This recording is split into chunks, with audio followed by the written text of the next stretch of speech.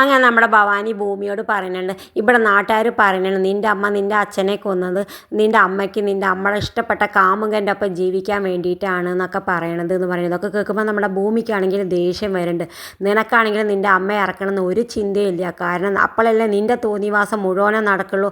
നിനക്ക് രാത്രി കണ്ണി കണ്ട ആണുങ്ങളെ വിളിച്ച് കയറ്റാലോ എന്നൊക്കെ പറയുന്നത്. ഇതൊക്കെ കേൾക്കുമ്പോൾ നമ്മുടെ ഭൂമിയുടെ ക്ഷമയുടെ നെല്ലിപ്പടി ഇളകട്ടെ. എന്തായാലും നമ്മുടെ ഭൂമി അവർ മടങ്ങണ സമയത്ത് ഭവാനിയോട് പറഞ്ഞിട്ട്, ഒരു മിനിറ്റ് നിൽക്കി, ഇനി ഞാൻ നിങ്ങളോട് രണ്ടാളോട് ക്ഷമിച്ചാൽ എൻ്റെ അച്ഛൻ്റെ ആത്മാവ് എന്നോട് പൊറുക്കില്ല.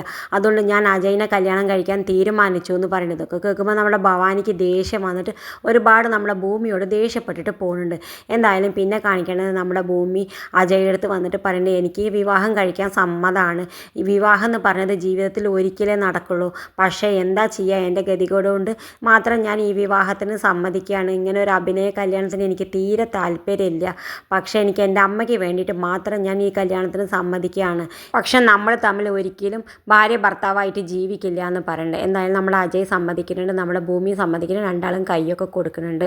എന്തായാലും നാളെ തന്നെ നമ്മുടെ ഭൂമിയുടെയും അജയുടെയും വിവാഹം നടക്കും. ഇത് കാണിച്ചും കൊണ്ടാണ് ഇന്നത്തെ പ്രൊമോ അവസാനിക്കുന്നത്. ഇതുപോലെ പ്രൊമോ വിശേഷങ്ങൾ നിങ്ങളുടെ മുന്നിൽ എളുപ്പത്തിലെത്താൻ ഈ ചാനൽ ഒന്ന് സബ്സ്ക്രൈബ് ചെയ്യാൻ മറക്കരുത്.